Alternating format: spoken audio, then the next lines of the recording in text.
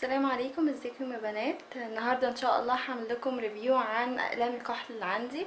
هي كانت بنوته طلبته فانا حبيت اعمله يعني. دي كل اقلام الكحل اللي عندي، هتكلم عن واحد واحد باختصار يعني، واقول لكم ايه اللي عجبني فيه وايه اللي ما عجبنيش وكده. اول قلم هكلمكم عنه هو قلم بتاع جوردانا اللي هو اسمه كويك لاينر، وده رقمه 14 اللي هو ديب واين. القلم ده اللي هو اوتوماتيك يعني بيتفتح بيتلف كده. اما عملت له سواتش كان اللون حلو جدا جدا وواضح، بس لما باجي استخدمه على عيني كان اللون ما بيظهرش خالص يعني، وصعب قوي ان هو يتحط على العين. ناشف شويه، مش بيبقى سهل ان هو يتحط على العين. فبجد ما انصحكوش تجربوا القلم ده، مش حلو خالص. بعد كده هكلمكم عن القلم بتاع ريمل اللي هو اسمه سكاندلايز ووتر بروف كاجال. القلم ده حلو جدا وسواده حلو وثباته عالي جدا، ما بيسحش خالص من على عيني. هو انا يعني اغلب الاقلام عندي ما بتسحش على عيني، يعني مش بشوفها ان هي تنزل تحت عيني، لا هي بحس انها بتختفي اصلا من عيني، فانا مش عارفه بتروح فين اصلا. بس القلم ده لا، بيثبت وبيفضل موجود لحد اخر اليوم، لحد ما اجي اشيله يعني بالميك اب ريموفر. بعد كده هكلمكم عن قلم الكحل بتاع اوريفلام اللي هو من مجموعة زوان، واسمه هاي امباكت اي بنسل. سواده حلو وثباته حلو، مع انه مش ووتر بروف، بس بيقعد معايا لفترة طويلة جدا خلال اليوم، وبيفضل موجود لحد ما انا اشيله بالميك اب ريموفر. مش بيسيح مني ومش بيختفي بسرعة، فبجد حلو قوي، وسعره كمان رخيص بالنسبة لجودته، واوتوماتيك كده فسهل في الاستعمال، ومش هتحتاجي معاه براية او كده. هوريكم درجته عامله ازاي.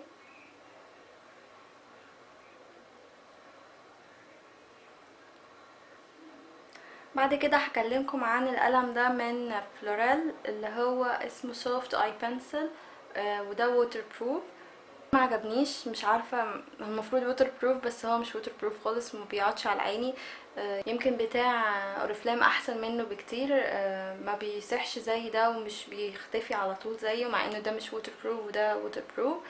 فبجد ما انصحكوش تجربوه. مش عارفه يعني، انا اصلا الكحل عندي ما بيسحش بسرعه او بسهوله من على عيني، وده ساح مني فوحش قوي. وكمان كان 45 جنيه، يعني بجد خسارة فيه نص جنيه. سواده كمان مش واضح قوي ومش حلو. لما جيت روحت البيت وقارنته بالحاجات اللي عندي، فزي ما شايفين مقارنة بينه وبين ريمل، فريمل طبعا احسن، وكمان حتى بتاع اوريفلام كان سواده اقوى بكتير من بتاع فلورال.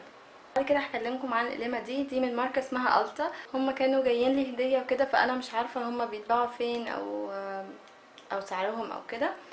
بس حبيت اقول لكم عنهم عشان لو حد يعرف بيتباعوا فين، او لاقيهم مثلا في مكان وحابب ان هو يعرف اذا كانوا كويسين او لا. فانا عندي منهم اللون البني واللون الاخضر. هما هو اسمه التا اوتوماتيك ايلاينر، زي ما هو مكتوب ان هو اوتوماتيك يعني، مش بيحتاج ان هو يتبرى او حاجه. وده long lasting waterproof. الرقم بتاع اللون ده ديب براون اللي هو بني غامق. لونه حلو جدا وغامق جدا، بحب استخدمه بدل الاسود لو حابه حاجه يعني كده خفيفه للنهار، فحلو قوي. ولونه واضح، مش بحتاج ان انا يعني امشي كتير على عيني عشان يبان. فحلو قوي قوي، بجد عجبني جدا. جربته استخدمه للحواجب وكده، بس ما عجبنيش.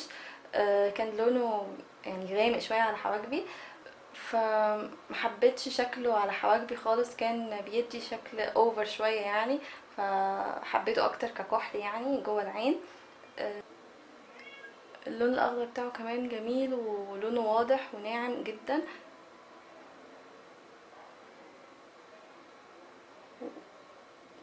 وفي زي لمعة كده ميتاليك كده حلوة قوي فيه، فبيبقى شكله حلو قوي في العين. بحب استخدمه اكتر على خط الرموش اللي تحت، فبيبقى شكله لذيذ قوي على العين.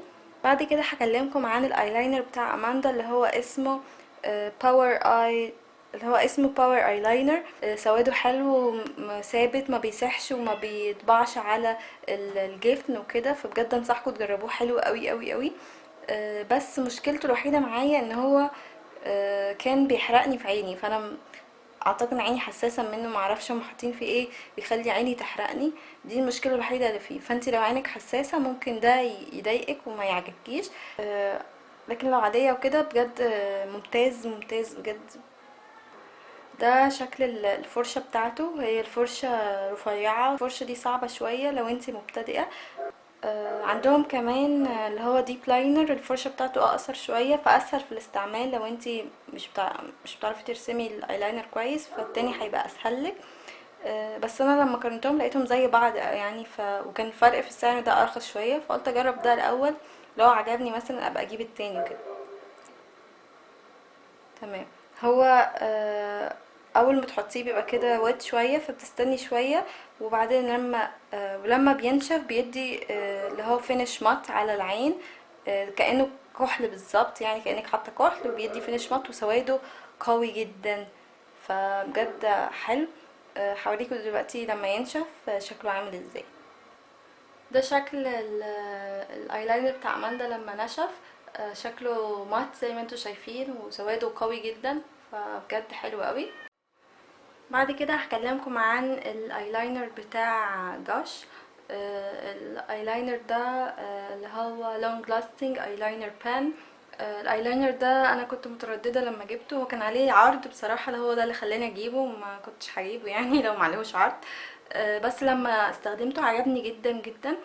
هو لونه بني بس فيه جليتر خفيف كده، بيدي شكل حلو قوي، وهو بيخلي شكله حلو قوي قوي على العين، وشكله مميز ومختلف عن اي ايلاينر جربته، فعجبني قوي. ثباته حلو جدا، مش بيطبع على عيني ومش بيسيح ولا اي حاجه، فبجد حلو قوي وانصحكم تجربوه. وكمان ما كانش غالي يعني، لما جبته كان في سيل في عرض يعني، بس اعتقد ان هو سعره الاصلي كمان مش غالي قوي. المشكله ان هم ما عندهمش درجات منه كتير، وكان نفسي الاقي منه الاسود مثلا، بس ما كانش فيه. كان فيه اللون ده وكان فيه اخضر، ومش فاكره كان ايه الالوان تانية، بس انا عجبني اللون ده اكتر. ده شكل الفرشة بتاعته، اللي هي بتبقى جامدة كده شوية. ف فالفرشة دي اسهل شوية من فرشة اماندا ان انتي تستخدميها. وهي كمان مريحة في ان هي الايد بتاعتها طويلة، لكن الفرشة نفسها هي اللي قصيرة، فمريحة جدا جدا في الرسم، وسهلة قوي ترسمي بيها. اخر حاجة هكلمكم عنها هو الجel لاينر بتاع ريمل. هو ده الجel لاينر الوحيد اللي عندي. بجد ممتاز يا بنات، تحفة بجد. ثابت جدا على العين، وسواده حلو جدا وناعم. وتقدري ترسميه بسهولة بالفرشة بتاعتك. وبتحتاجي منه كمية صغيرة جدا، البيجمنت بتاعته عالية. ده شكله من جوه. انا ما استخدمتوش كتير لانه لسه جديد يعني، بس حلو وطري. ونصيحة عشان الجel لاينر بتاعك ما ينشفش وانتي بتعملي منه، كمية صغيرة بتكفي ان انتي ترسمي على عينيكي زي.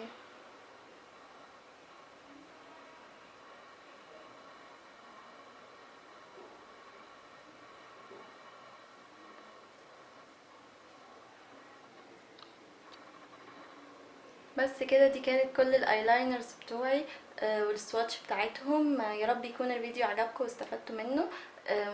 وما تنسوش لو عجبكم الفيديو تعملوا لايك عشان تشجعوني اكتر اعمل فيديوهات اكتر، وتعملوا شير مع اصحابكم عشان كمان هم يستفادوا، وسبسكرايب لو انت جديدة في القناة بتاعتي عشان تتابعي اي فيديو جديد بنزله.